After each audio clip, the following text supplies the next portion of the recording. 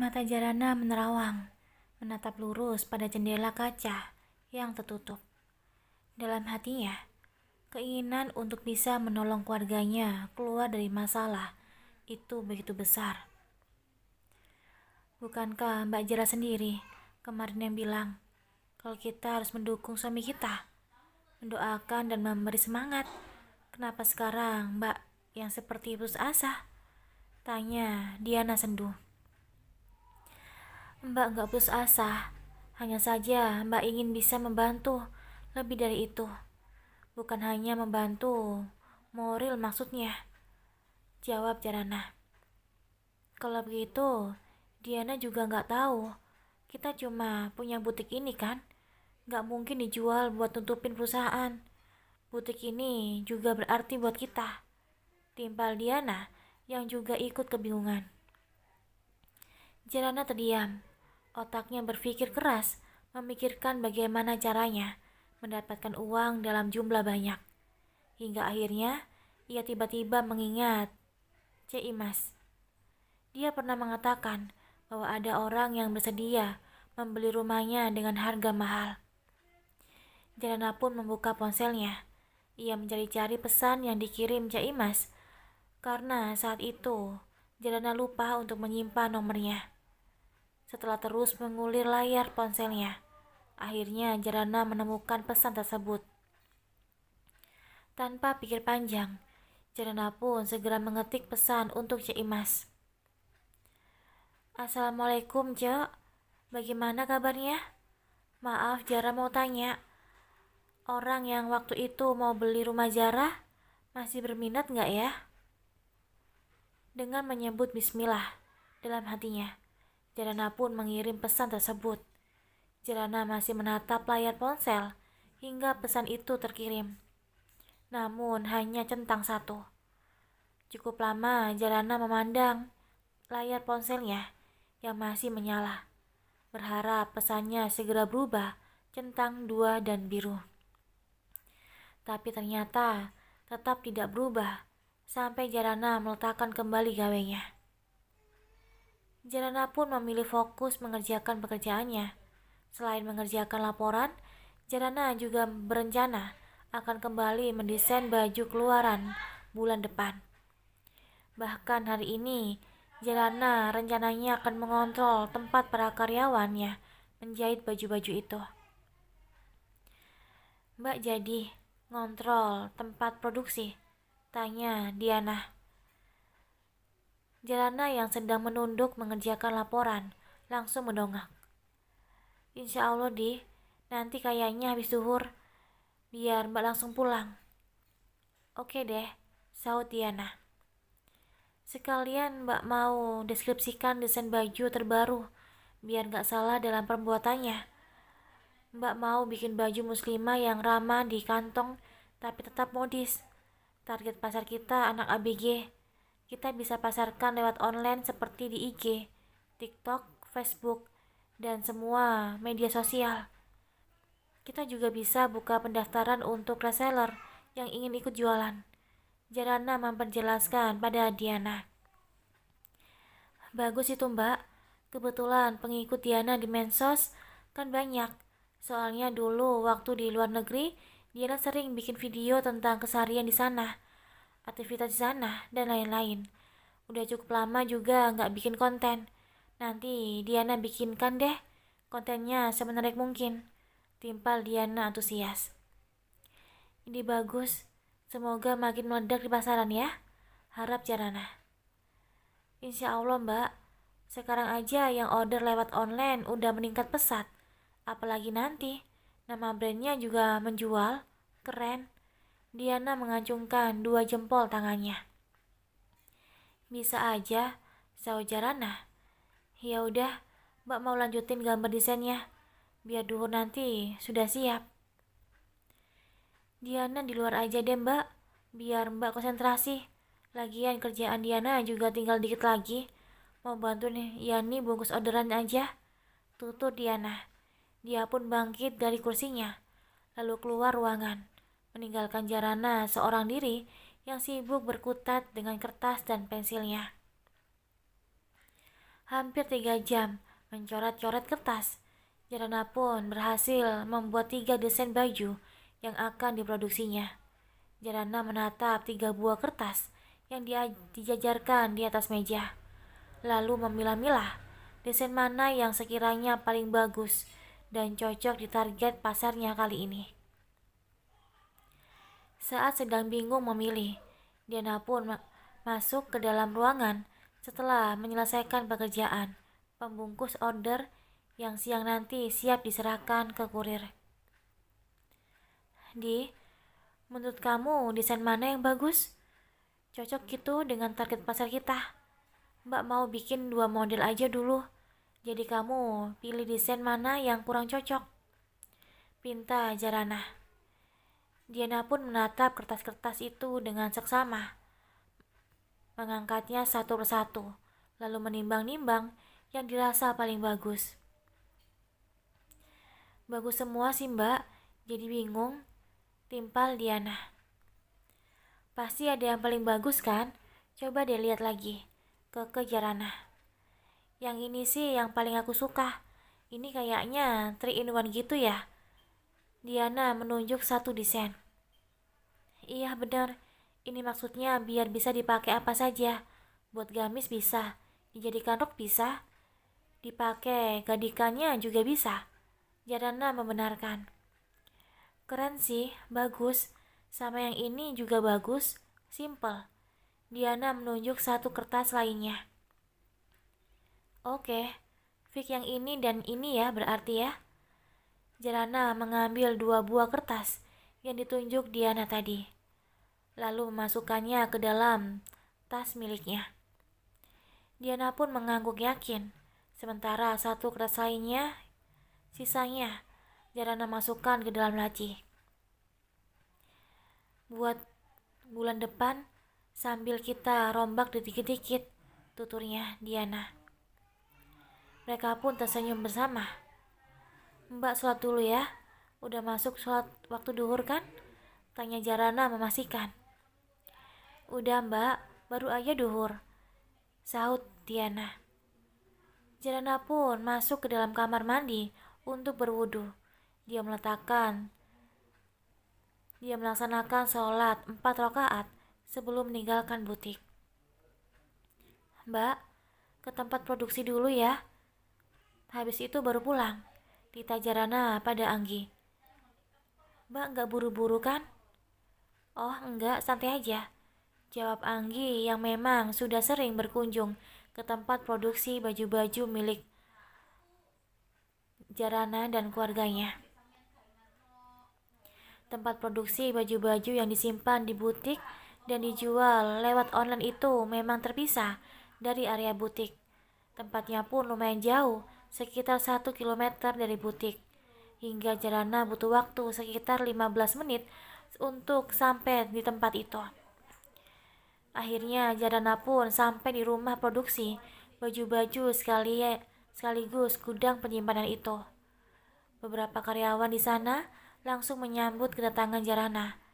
Cukup banyak, diantaranya bagian yang memotong bahan, menjahit, dan sebagainya. Setelah mengontrol beberapa hasil pekerjaan para karyawan, Jarana pun mengeluarkan kertas bergambar desain baju buatannya. Ia lalu menjelaskan secara detail dan rinci pada para karyawan itu, agar tidak salah dalam pembuatannya.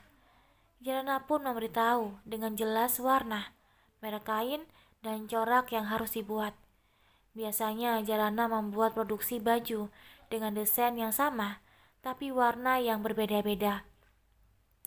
Bahkan lebih dari 5 warna, agar pembeli leluasa memilih. Tak sampai 1 jam Jarana berada di rumah produksi itu. Dia pun langsung pulang karena Anggi juga menunggu di luar. "Kenapa nggak bikin cabang aja, Mbak?" tanya Anggi saat kami melanjutkan perjalanan. "Belum kepikiran, Mbak. Butuh modal yang lumayan juga kalau mau bikin cabang," jawab Jarana. "Kontrak aja dulu, Mbak, tempatnya. Atau pasang stand di mall gitu," saran Anggi. "Iya, Mbak. Nanti dipikirkan ke depannya. Saya mau fokus ke lahiran dulu. Takutnya nggak kepegang," jawab Jarana.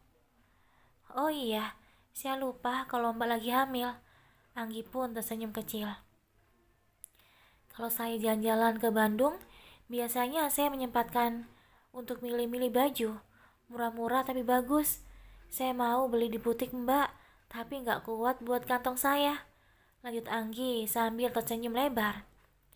"Namanya juga butik ya. Kalau yang murah belinya di pasar." Hahaha. Kali ini Anggi tertawa lebar. "Makanya, kali ini Mbak mau coba bikin baju yang ramah di kantong.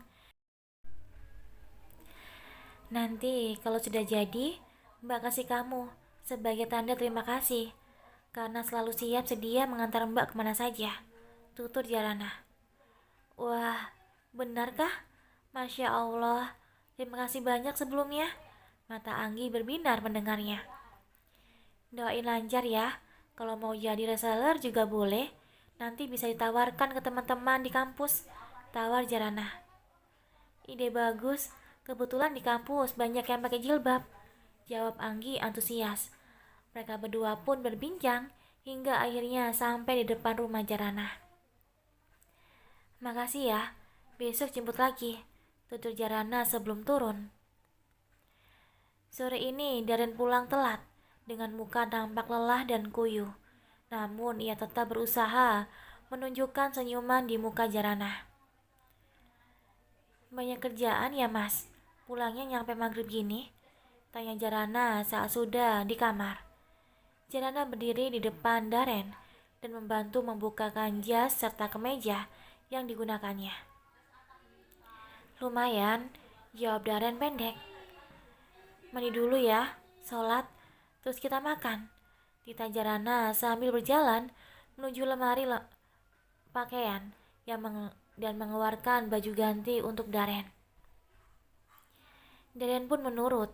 Ia langsung masuk ke dalam kamar mandi, membasuh tubuhnya dengan air dingin untuk menyejukkan kepalanya yang terasa berdenyut nyeri. Bayangan-bayangan kehancuran keluarganya terus berkelebat di pikirannya, membuat Darren meraup wajahnya kasar dan menjambak rambutnya pelan. Andai ia seorang wanita, ia pasti sudah menangis dan menjerit di bawah guyuran air shower. Namun, ia adalah seorang laki-laki, seorang kepala rumah tangga yang harus bermental baja. Saat Darren dan Jarana sedang menikmati makan malam, terdengar suara hak sepatu yang beradu dengan lantai dari arah depan. Tak lama kemudian, terlihat bayangan Hani melintas. "Sepertinya Mbak Hani sudah pulang," tutur Jarana pada Darren. "Iya," jawab Darren. Lagi-lagi hanya jawaban singkat.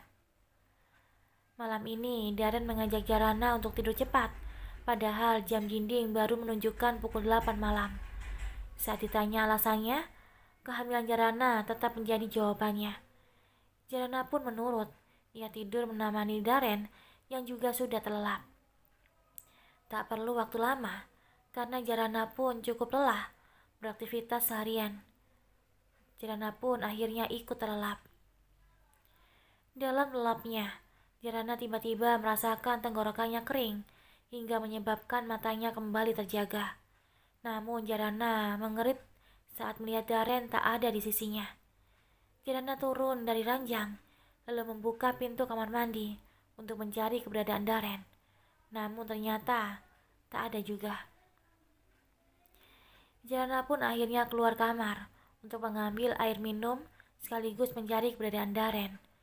Jam dinding memang baru menunjukkan ke angka 10. Itu artinya Jarana pun belum lama mengejap nyenyaknya tidur. Jarana langsung berjalan ke dapur, menuang air ke dalam gelas, lalu menenggaknya sampai habis sambil duduk. Setelah itu, Jarana kembali berjalan, hendak kembali ke dalam kamarnya. Karena ternyata Darren tidak ada di ruang tengah maupun di ruang TV. Namun saat melewati kamar Hani, langkah Jarana langsung terhenti. Jarana mendengar suara orang yang sedang dicari-carinya. Suara Darren. Oh, mungkin Mas Darren kangen sama istri keduanya. Batin Jarana, meski dadanya tetap saja dipenuhi kecemburuan. Jarana hampir saja kembali melangkah saat suara Darren kembali terdengar. Kali ini suaranya lebih nyaring dari sebelumnya. Tolonglah Han, untuk pertama kalinya, aku mohon bantuan sama kamu. Aku tahu kamu punya beberapa aset yang harganya lumayan. Aku bukan minta, aku hanya pinjam untuk menyelamatkan perusahaan papa. Kalau kondisinya sudah membaik dan normal lagi, aku janji akan mengembalikan semuanya. Suara Darren terdengar begitu mengibah. Jarana masih mematung di depan pintu kamar Hani. Pintu kamarnya memang tidak sepenuhnya tertutup, hingga Jarana bisa mendengar percakapan di dalam. "Kamu bisa kan tolongin aku dan keluarga aku?" Terdengar Darren bertanya lagi, karena tak kunjung ada jawaban dari Hani. Hani yang tadinya duduk di samping Darren langsung berdiri. Kedua tangannya ia lipat ke depan dada pongah. "Iya nggak bisa dong mas, enak aja. Itu tuh harta aku dari orang tua aku dan hasil kerja kerasku. Masa iya harus dijual untuk keluargamu yang bahkan sama aku aja nggak peduli? Apa kamu nggak ingat bagaimana penolakan keluargamu dulu sama aku waktu kita lagi pacaran? Apa kamu nggak ingat bagaimana mereka memperlakukan aku? Sampai-sampai mereka menjodohkan kamu dengan Jarana?" Tugas Hani panjang lebar dengan ketus. "Tapi itu kan dulu Han, sekarang kita sudah menikah. Keluargaku juga keluargamu. Apa kamu tega membiarkan suamimu dan keluarganya hancur?" Tutur Darren merendahkan dirinya sendiri, menurunkan egonya. "Itu bukan urusanku," saut Hani semakin ketus. "Meskipun itu menyangkut harga diri suamimu dan ayah dari anakmu," tanya Darren lagi. "Udah deh mas, aku tuh gak akan mau ngelakuin itu semua. Jadi stop membujukku." Hani menatap Darren tajam. Terdengar hela nafas kasar yang keluar dari mulut Darren. "Baiklah, mungkin sebentar lagi kita akan meninggalkan rumah ini, karena akan segera dijual," timpal Darren pasrah. Hani langsung menoleh, karena meski bagaimanapun, Hani terlanjur nyaman tinggal di rumah itu dengan suami dan anaknya, meskipun hubungan mereka kurang harmonis. Hani pun mulai berpikir ulang untuk mencoba membantu Darren keluar dari masalahnya, hingga akhirnya sebuah ide melintas di kepalanya. "Baiklah, aku mau bantuin keluarga kamu, tapi dengan satu syarat," tutur Hani akhirnya. "Syarat apa?"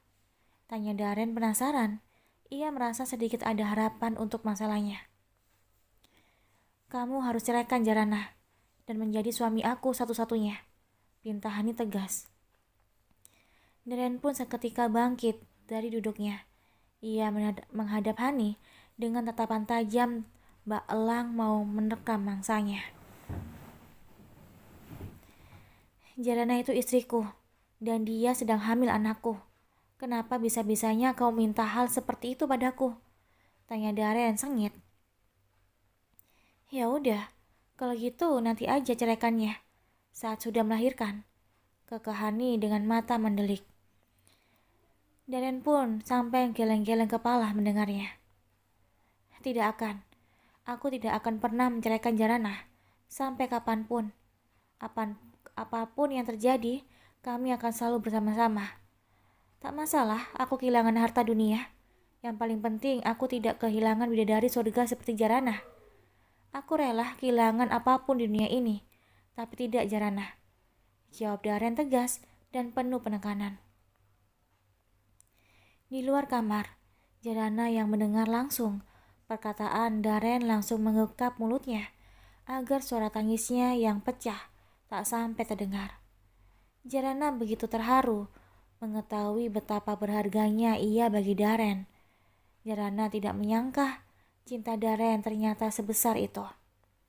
Jarana pun langsung berlari perlahan-lahan agar tak menimbulkan suara menuju ke kamarnya lagi.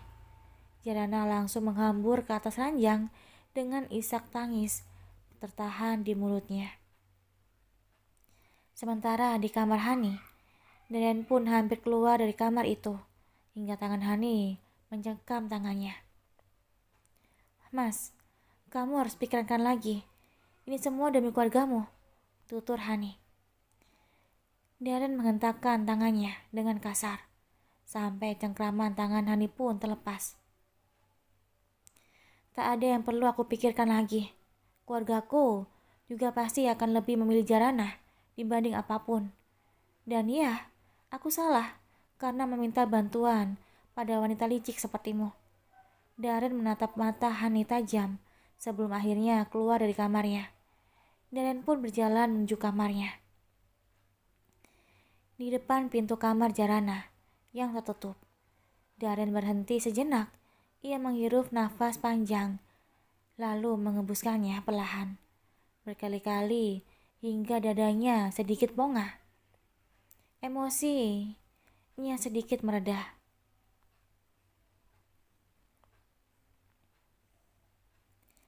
Setelah hatinya dirasa jauh lebih tenang dari sebelumnya, Daren pun akhirnya masuk ke dalam kamar dengan membuka pintu itu perlahan. Daren mengira bahwa Jarana masih terlelap dalam tidurnya. Padahal Jarana hanya pura-pura memejamkan matanya. Daren pun naik perlahan ke atas ranjang, menaikkan selimut Jarana yang memang belum sempat Jarana kenakan lagi setelah terbangun tadi. Tak lupa Daren kembali mencium kening Jarana pelan agar tak mengganggu tidurnya. Setelahnya ia pun ikut berbaring di sisi Jarana, menatap Jarana dengan tatapan penuh cinta dan rasa syukur. Daren merasa benar-benar beruntung memiliki Jarana dalam hidupnya. Meskipun nasib perusahaan sudah hampir di ujung tanduk, tapi pagi ini Daren tetap berangkat kerja seperti biasa. Daren tetap berusaha memacu semangatnya meskipun mungkin semuanya akan terasa sia-sia. "Mas berangkat dulu ya sayang, jaga diri baik-baik," pamit Daren. Daren masih mengira bahwa Jarana tak tahu apa-apa tentang masalah perusahaan yang menimpa keluarganya. Setelah keberangkatan Daren, Jarana kembali masuk ke dalam rumah dengan perasaan kacau. Pikirannya bingung luar biasa. Ia tak tega melihat suaminya mengemis pertolongan pada Hani seperti semalam. Di saat kebingungan begitu melanda hatinya, Jarana pun memilih menggelar sajadahnya untuk melaksanakan sholat duha sebelum berangkat ke butik.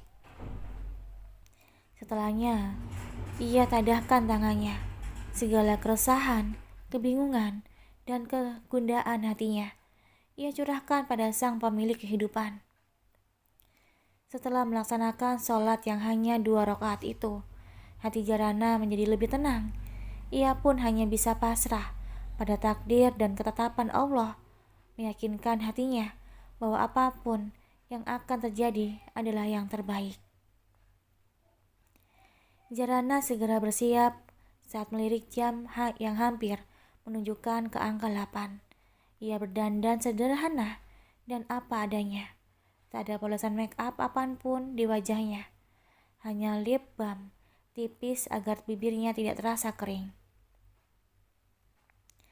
Saat mengambil gawai dan mencabut casan, Jarana mengeritkan melihat sebuah pesan yang belum dibukanya.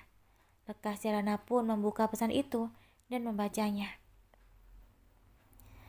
"Waalaikumsalam Neng Jara. Maaf baru balas, baru punya kuota. Cik Imas kurang tahu kalau soal itu, Tapi kalau Neng Jara mau menghubungi orangnya, Cece masih nyimpan kontaknya. Sekalian, Ece mau ngasih tahu, kebun milik Neng Jara sepertinya akan terlewati tol yang akan dibangun di kota kita. Barangkali mau dijual, harganya pasti mahal. Jarana membulat membaca pesan itu. Ia merasa ada secerah harapan untuk masalah keuangan yang dihadapi keluarganya. Jarana merasa begitu terharu. Baru saja beberapa menit lalu, ia berdoa, tapi kini langsung diijabah. Jarana pun segera mengetik balasan. Boleh, Cek, tolong kirimkan ya nomor kontak yang mau beli rumah Jarana. Sekalian juga Cek Imas tolong tawarkan kebun itu. Barangkali ada yang mau beli sekarang ini. Tak berselang lama, Cek Imas pun mengirimkan nomor telepon pada Jarana. Segera Jarana hubungi nomor itu tanpa menunda. Panggilan pertama tak ada jawaban. Jarana pun mulai merasa cemas. Ia pun kembali mencoba menghubungi untuk yang kedua kalinya. Barulah kali ini telepon pun tersambung. Assalamualaikum, sapa sebuah suara di ujung telepon. Waalaikumsalam, jawab Jarana dengan perasaan gemetar. Maaf, dengan siapa ya? Tanya orang itu. Sebelumnya saya mohon maaf, saya Jarana. Saya dapat nomor ini dari Cik Imas. Waktu itu Cik Imas bilang kalau Anda berminat untuk membeli rumah saya. Jawab Jarana terdengar begitu ramah. Untuk sesaat, hening menyelimuti. Orang di seberang telepon malah terdiam. Hingga Jarana pun merasa bahwa harapannya begitu tipis. Halo? Tutur Jarana untuk memastikan bahwa orang di ujung telepon masih mendengarnya. Oh iya, maaf, Mbak Jara. Ini saya Torik. Mbak Jara masih ingatkah? Tanya Ustadz Torik. Masya Allah, ternyata ini nomor Ustadz Torik. Mohon maaf, Jarana tidak tahu, jawab Jarana. Nggak apa-apa Mbak, jadi Mbak sudah bulat akan menjual rumah itu? Tanya Ustadz Torik yang dari dulu sampai saat ini masih menyimpan hati untuk Jarana yang sempat belajar di pondok pesantrennya. Insya Allah Ustadz, saya memang lagi membutuhkan dana yang cukup besar. Daratullah, keluarga saya sedang diuji oleh Allah, jawab Jarana. Innalillahi wa inna ilaihi raji'un, timpal Ustadz Torik. Lelaki berjambang tipis itu memang terbiasa mengucapkan innalillahi saat mendengar orang lain tertimpa musibah. Karena sebenarnya kalimat innalillahi itu bukan hanya ditujukan pada orang yang meninggal. Innalillahi wa inna ilaihi raji'un memiliki arti sesungguhnya kita adalah milik Allah dan semuanya akan kembali kepada Allah Subhanahu wa ta'ala. Maksud dari arti tersebut bahwa semua hal yang ada di dunia ini, baik harta benda dan manusia, semua itu tidak ada yang abadi, sehingga manusia juga tidak bisa menuntut apa-apa atas semua yang telah dimiliki. Allah Subhanahu wa ta'ala yang memiliki segala hal kehendak. Insya Allah saya masih berminat membeli rumah itu. Katakan saja berapa harganya, lanjut Ustadz Torik. Masya Allah, saya merasa sungkan untuk mematok harga Ustadz. Saya yakin Ustadz lebih tahu berapa harga yang pantas untuk rumah itu. Dan lagi, Ustadz pasti lebih tahu pasaran harga tanah dan lain-lain di kota saya sendiri, jawab Jarana ramah. Saya sempat melihat rumah-rumah Mbak Jarah, masih bagus, tanahnya lumayan luas, di pinggir jalan juga. Kalau saya yang mematok harga, saya takut tidak sesuai harapan Mbak Jarah. Silakan, sebutkan saja nominalnya. Kalau sekiranya dirasa terlalu tinggi, bagi saya pastikan akan menawarnya, timpal Ustadz Torik. Bagaimana ya Ustadz? Jarana semakin kebingungan, karena ia pun memang tidak mengetahui pasaran rumah bekas di kotanya sendiri. Apalagi rumah itu memang sudah lumayan berumur. Begini saja, boleh saya lihat langsung surat-surat kepemilikan rumah dan tanah itu? Tanya Ustadz Torik. Tapi saya di Jakarta, saya juga tidak mungkin untuk pulang ke Tasikmalaya akhir-akhir ini, jawab Jarana. Kebetulan besok saya ada acara di Bandung. Apa Mbak Jara kemungkinan untuk datang ke Bandung? Biar tengah-tengah maksudnya. Saya mau ke Jakarta langsung, belum punya jadwal yang kosong. Itu juga kalau Mbak Jara bisa. Kalau enggak, mungkin kita bisa atur waktu ke depannya, usul Ustadz Torik. Jarana terdiam. Ia bingung harus menjawab apa. Ia tidak bisa memutuskan sendiri hal sebesar ini. Namun untuk berdiskusi dengan Daren pun masih ragu. Ia ingin merahasiakan semua itu pada Daren sebelum semua uangnya terkumpul. Deru mesin mobil yang datang membuat Jarana segera pamit pada Ustadz Torik. Maaf Ustadz, saya ada urusan dulu. Nanti saya hubungi lagi untuk lebih jelasnya, tutur Jarana sambil mengakhiri panggilannya.